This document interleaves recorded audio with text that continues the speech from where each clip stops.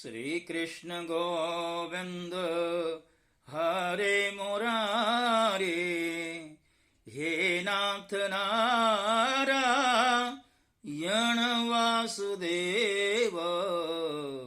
श्री कृष्ण गोविंद हरे मुरारे, हे नाथ नारायण वासुदेव।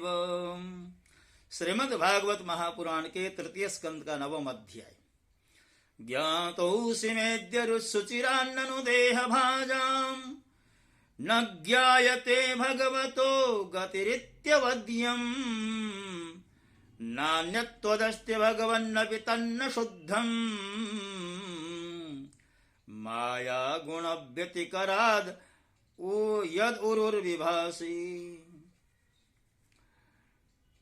ब्रह्मा जी कहते हैं कि प्रभु, आज बहुत समय के बाद मैं आपको जान सका। कैसे दुर्भाग्य की बात है कि देहधारी जीव आपके स्वरूप को नहीं जान पाते।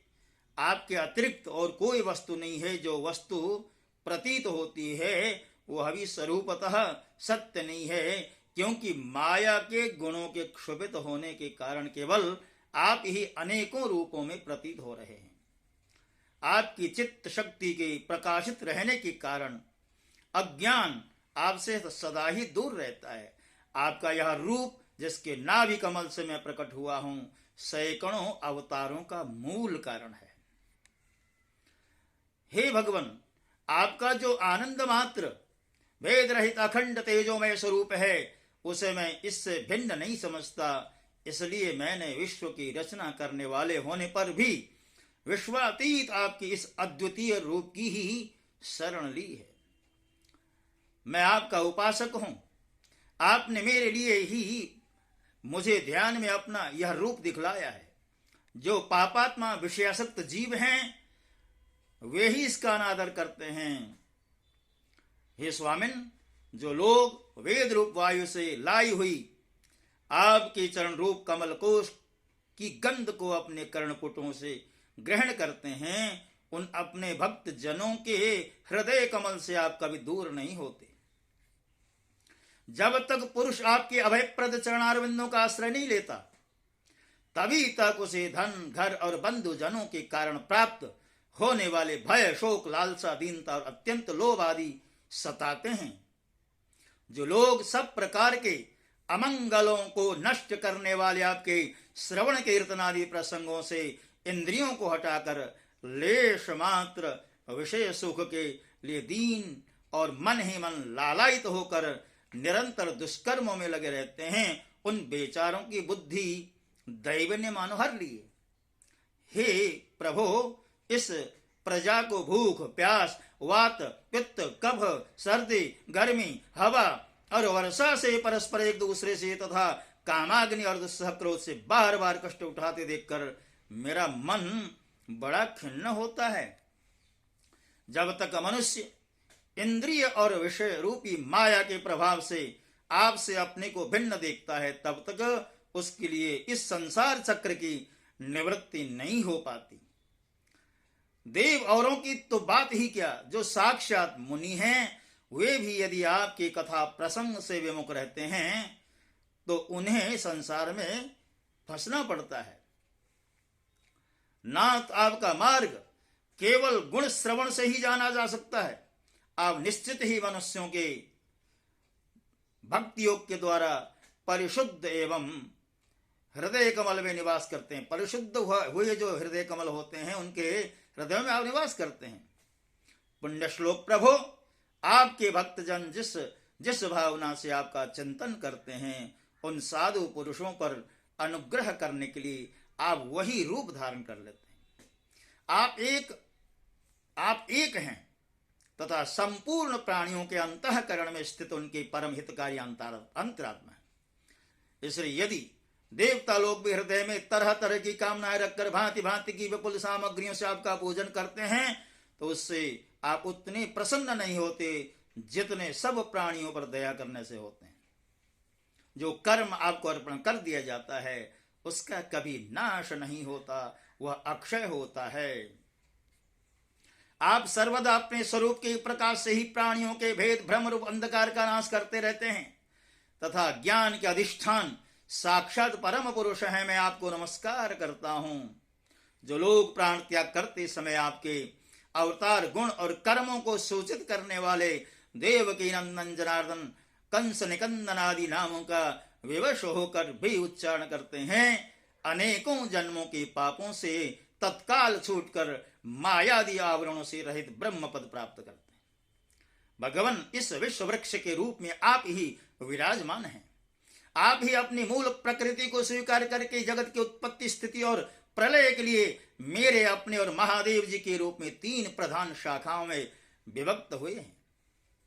भगवान आपने अपनी आराधना को ही लोगों के लिए कल्याणकारी स्वधर्म बताया है, किंतु वे इस ओर से उदासीन रहकर सर्वदा निषिद्ध कर्मों में लगे रहते हैं। ऐसी प्रमाद की अवस्था में पड़े हुए उन जीवों को जीवन आशा को जो सदा सावधान रहकर बड़ी शीघ्रता से काटता रहता है, वह बलवान काल भी आपका ही रूप है। यद्यपि मैं सत्यलोक का अधिष्ठाता हूं, जो 2 परार्ध पर्यंत रहने वाला और समस्त लोकों का वंदनीय है, तो भी आपके उस काल रूप से डरता रहता हूं।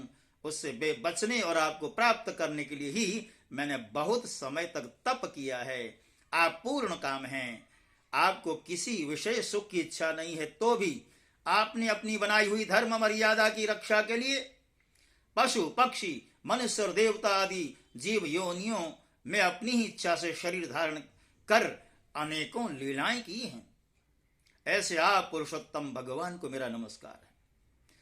आप अविद्या स्मित राग द्वेष और अभिनिवेश 5 में से किसी के भी अधीन नहीं हैं, तथापि इस समय जो सारे संसार को अपने उदर में लीन कर भयंकर तरंगमालाओं से विक्षुब्ध प्रलयकालीन जल में अनंत विग्रह की कोमल शैया पर शयन कर रहे हैं, वह पूर्व कल्प की कर्म परंपरा से श्रमित हुए जीवों को विश्राम देने के लिए तो है। आपके नाभि कमल रूप भवन से मेरा जन्म हुआ है। यह संपूर्ण विश्व आपके उदर में समाया हुआ है। आपकी कृपा से ही मैं त्रिलोकी की रचना रूप उपकार में प्रवृत्त हुआ हूं। इस समय योग निद्रा का अंत हो जाने के कारण आपके नेत्र कमल विकसित हो रहे हैं। आप संपूर्ण जगत के एकमात्र सुहृद और आत्मा हैं तथा शरणागतों पर कृपा करने वाले हैं। अतः अपने जिस ज्ञान और ऐश्वर्य से आप विश्व को आनंदित करते हैं, उसी से मेरी बुद्धि को भी युक्त करें। आप भक्त वांछा कल्पतरु हैं। अपनी शक्ति लक्ष्मी जी के सहित अनेकों गुणावतार लेकर आप जो जो अद्भुत कर्म करेंगे, मेरा यह जगत की रचना करने का उद्यम भी उन्हीं में से एक है। प्रभु, इस प्रलयकालीन जल में शयन करते हुए आप अनंत शक्ति परम पुरुष के नाभि कमल से मेरा प्रादुर्भाव हुआ है और मैं हूं भी आपकी ही विज्ञान शक्ति। अतः इस जगत के विचित्र रूप का विस्तार करते समय आपकी कृपा से मेरी वेद रूप वाणी का उच्चारण लुप्त न हो। आप अपार करुणामय पुराण पुरुष हैं। आप परम प्रेममयी मुस्कान के सहित अपने नेत्र कमल खोलिए और शेष सैया से उठकर विश्व के उद्भव के लिए अपनी सुमधुर वाणी से मेरा विषाद दूर कीजिए। मैत्री जी कहते हैं कि विदुर जी, इस प्रकार तप विद्या और समाधि के द्वारा अपने उत्पत्ति स्थान श्री भगवान को देखकर तथा अपने मन और वाणी की शक्ति के अनुसार उनकी स्तुति कर ब्रह्मा जी थके से होकर मौन हो गए। श्री मधुसूदन भगवान ने देखा कि ब्रह्मा जी इस प्रलय राशि से बहुत घबराए हुए हैं तथा लोक रचना के विषय में कोई निश्चित विचार न होने के कारण उनका चित्त बहुत खिन्न है। तब उनके अभिप्राय को जानकर वे अपनी गंभीर वाणी से उनका खेद शांत करते हुए कहने लगे, भगवान कहने लगे, वेद गर्भ, हे ब्रह्मा, तुम विषाद के वशीभूत होकर आलस्य न करो, सृष्टि रचना के उद्यम में तत्पर हो जाओ।